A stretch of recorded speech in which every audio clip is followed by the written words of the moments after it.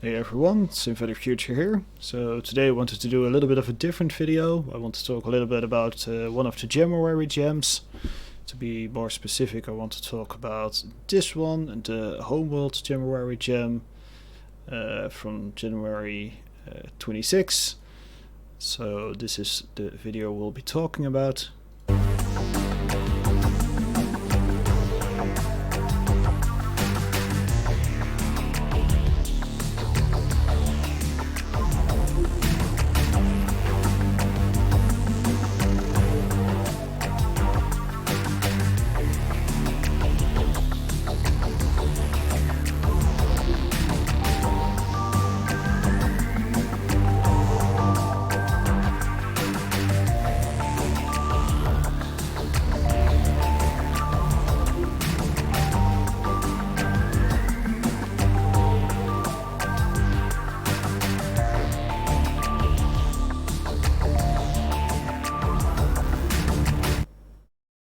So that's the clip, and this is the project.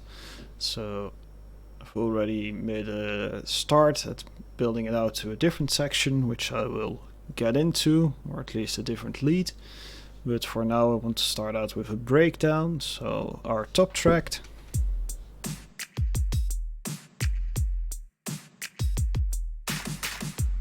is our drum track. I usually use Atlas for drums because it's just a nice way to randomly generate kits. There's a video about Atlas on my YouTube channel as well, so you can check that out. I might actually update it because I'm not 100% convinced that's the best video I can make about it. But it's in general really nice. You just load your samples in here, you hit randomize, and random kit shows up, and this is the one I decided to keep. Now I layered this drum kit with a copy of itself, but running through Dent.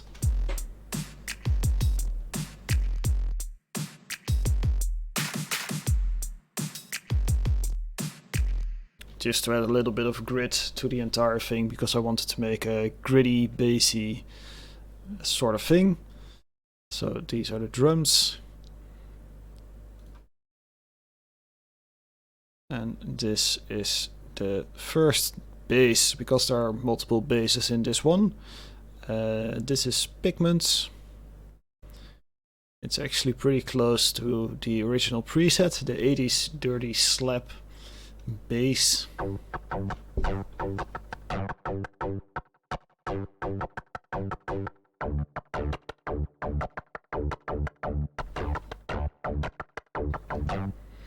The only thing I did was tweak the filter a little bit, and most importantly I used the sequencer to create a pattern at random, and at the end of the video I'll show you how that works with Pigments. And this is actually the starting point for this particular gem. So without the sequencer it's just this. And with the sequencer it's quite funky, and I wanted to layer this with some counter rhythms to really fill it up. So for that I created the filler bass.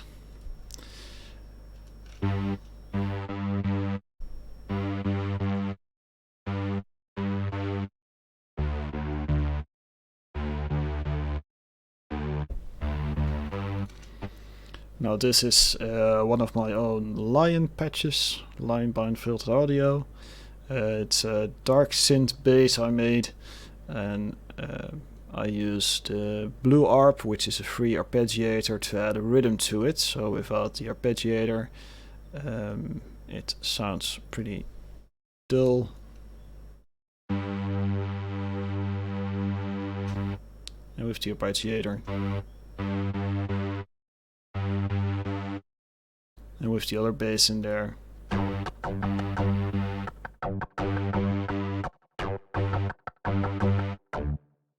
they nicely fill each other out.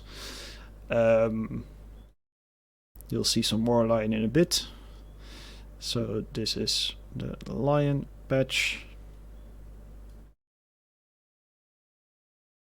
And as the last layer of bass, I use the deep bass.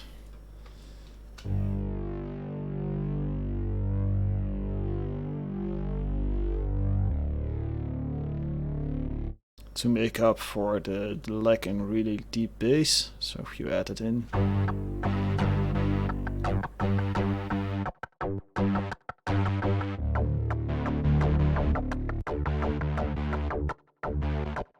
That's a little bit of a droning sound to the thing, and that's a bit of bottom end. So this is once again Pigments, the So Serious bass, but I've added some stuff to it. So by default it sounds like this.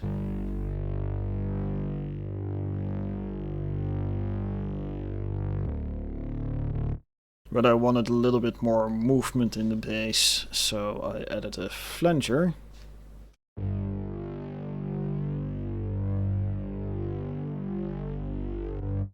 The only downside, of course, of flanging a bass is that you'll get weird phase issues if you were to bounce it to mono. And it's a bit risky, so that's where BX control comes in. This monos everything below 187 hertz, and it also reduces the stereo width.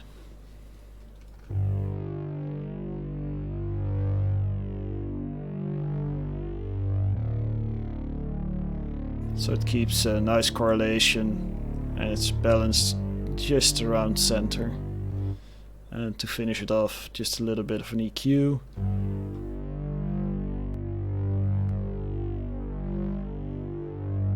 Just to bump the low end a little bit more, to make it a little bit more thumpy, together with the other basses and the drums.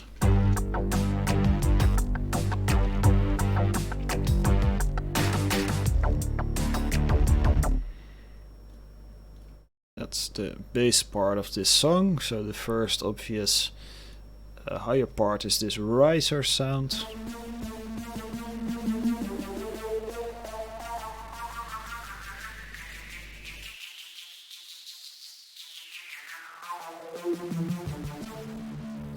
So what we find here is once again Pigments. And this is pretty much a standard preset, the 90s poly keys. But once again, there's a sequencer running in it. So without any effects, this would sound like this.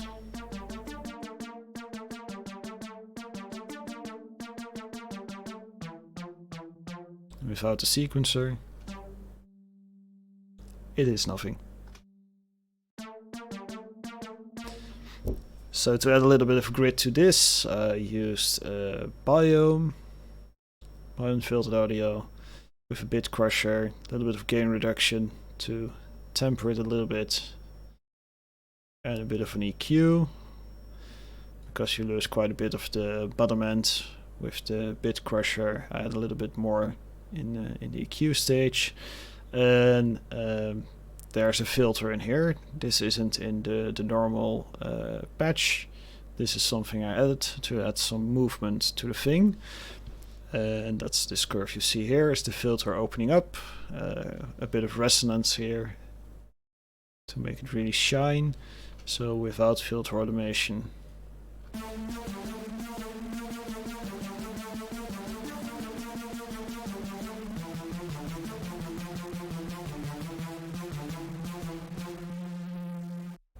With the filter in there.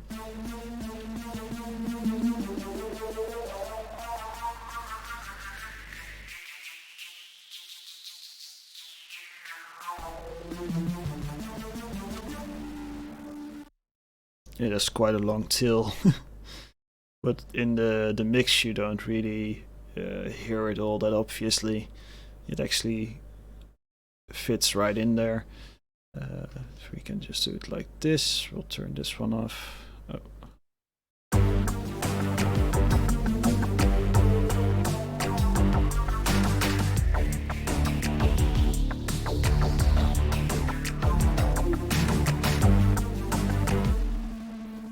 you barely notice that tail going on there. You could cut it off, of course, but I don't mind it, so I'm keeping it in there. I'm using the macro because the macro buttons can be really easily automated. As you can see, there's quite a lot of parameters, but if you go to just the Byome, you can see all the macros are up here. So it's really easy to just automate one of the macros to control Byome with automation, which is really nice. That it's that easy to do. Next big part is this stutter pad, which is a really funky thing. Let's listen to it.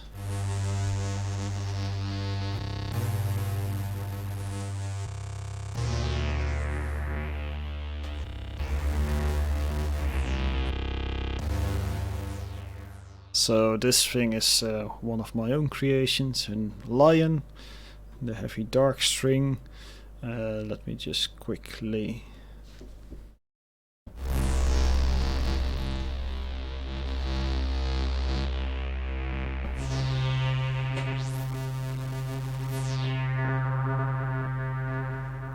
This is one of those organic uncontrollable patches because it uses sample and hold to open up the filter, and I counter automated the gain to compensate for the rise in volume you get when the resonance kicks in, so it's fairly controllable in volume.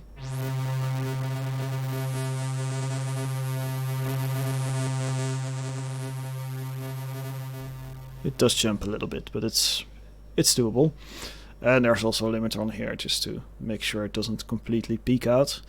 Now to make it weird and stuttery, I use the Sandman Pro, but not as a delay, but as a buffer effect with the automation drawn in. So every peak here is the activation of the sleep buffer, which will freeze the delay buffer, creating that stutter sound.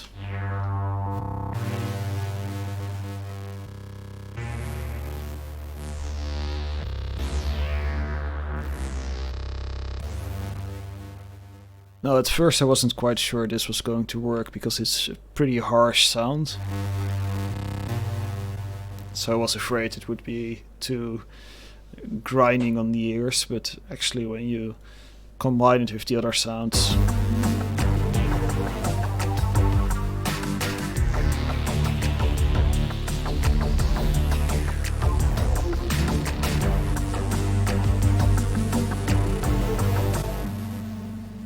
it's actually quite a subtle layer to it. It isn't as harsh, so that was a happy little accident right there. Talking about happy little accidents, let's move on to the bells.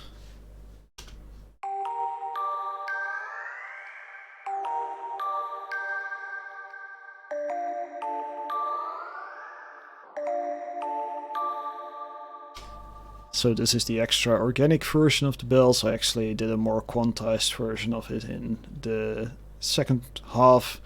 I'm not quite sure which version I like more.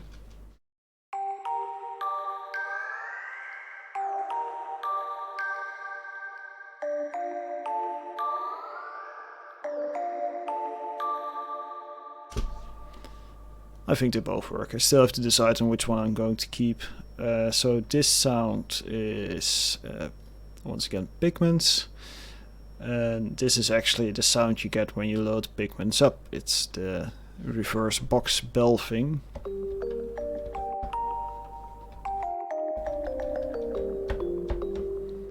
I'm a huge sucker for bells, so the second I loaded up Pigments and saw this was the new basic sound it loads into, I was pretty excited.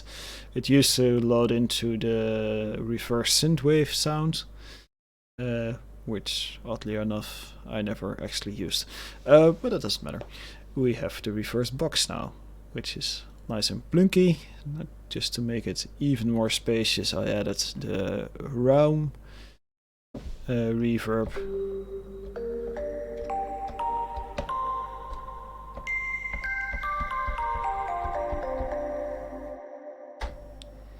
And to create that kind of haunting sound that's going on, I made an automation for the size.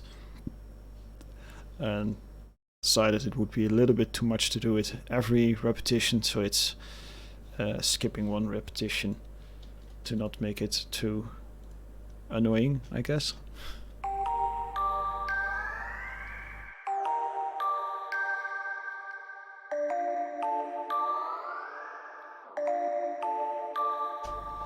So shrinking the size essentially pulls the reverb together, making it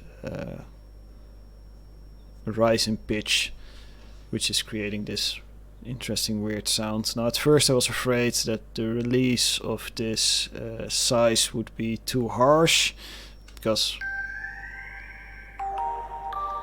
there's a pretty obvious whoop sound going on here. Once again,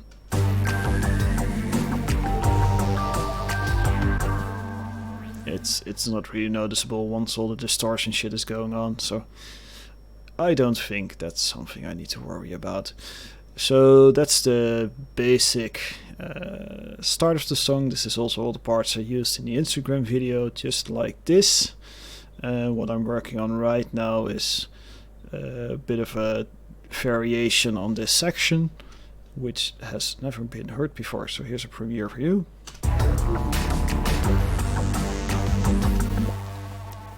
Jinx is on repeat. Retry.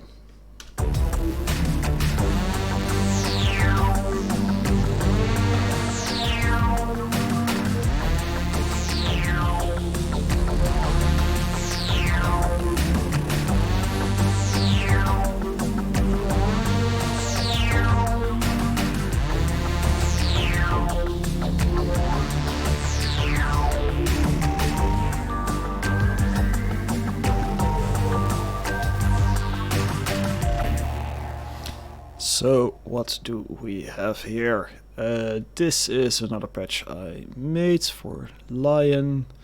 It's a legato patch, and let's start off with soloing one of them. And I hope this is the one I opened all the VSTs for. If not, that would be a shame. Yep, that's the correct one. Awesome. So the patch by itself, let's put it into here.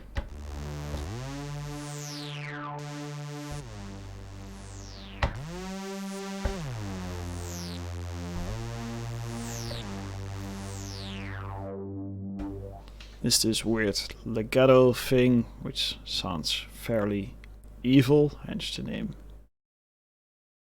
Evil Lead. It's a bunch of stuff going on here. And to make it even more stuffy, I added some things. So I added FreeQ, which is currently on sale by Audio Assault. Just because I thought it would be interesting to try.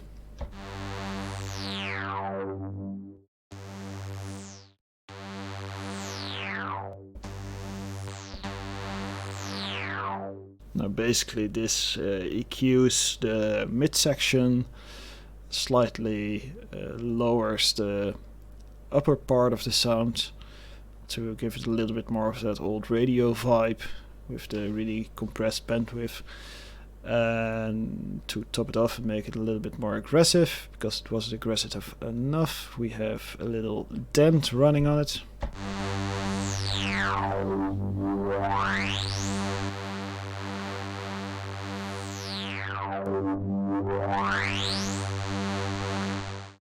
And the last part of this is the Valhalla vintage verb,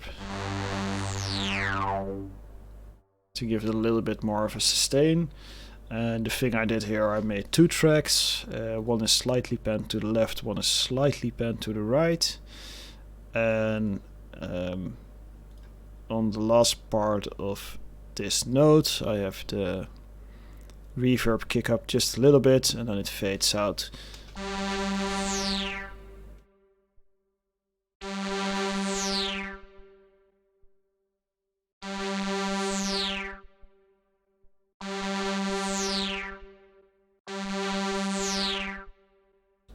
Just to give it a little bit more sustain. So that's what's going on right there.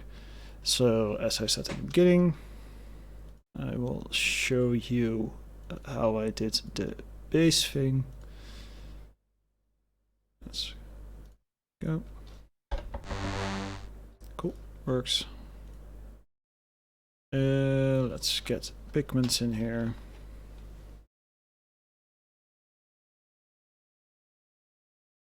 There it is.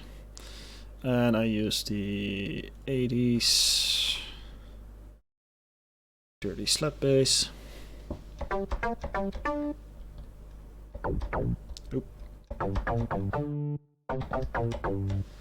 So that's roughly the sound. What you do is you turn on the sequencer. Not exactly inspiring, but you have these little dies here. Little die. I think it's die. So you can randomize the velocity, trigger probability, gate length, and slide. And the fun thing is, if you do this, it will keep the setting, it will generate random settings, and it will keep these settings until you press the regen. So you can basically just throw it into some random mode. I really like to put the trigger probability pretty high.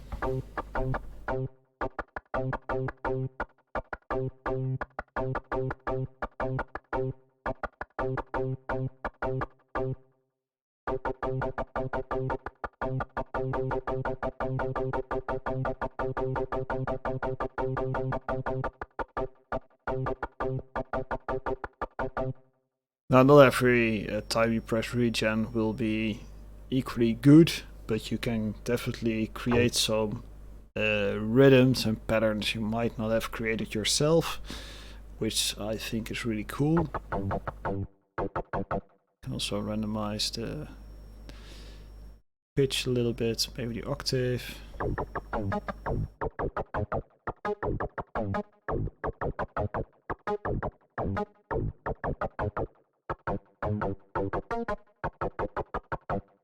So it's a really cool tool to quickly generate something and see if it fits something you're working on. And you can also set it to automatically regenerate every X bars. So if you're into creating really random things, that's definitely a way to go. One of the things you can actually do is, for instance, take those reverse bells. There we go. From the sequencer.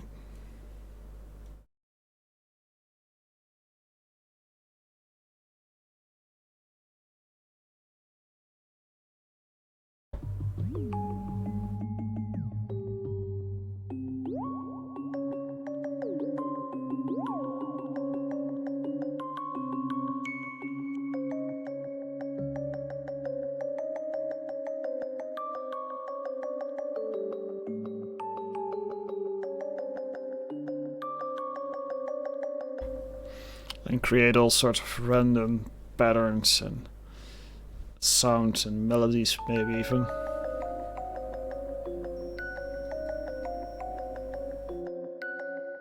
Now, of course, this is just blind luck to run into something, but it's also a great way to just get inspired and get something. If anything, it will give you starting points, so that's really cool to have. Yeah, that's Arturia Pigments sequencer, which was essential in creating the bass line for this bass line, which inspired all the other stuff to come together.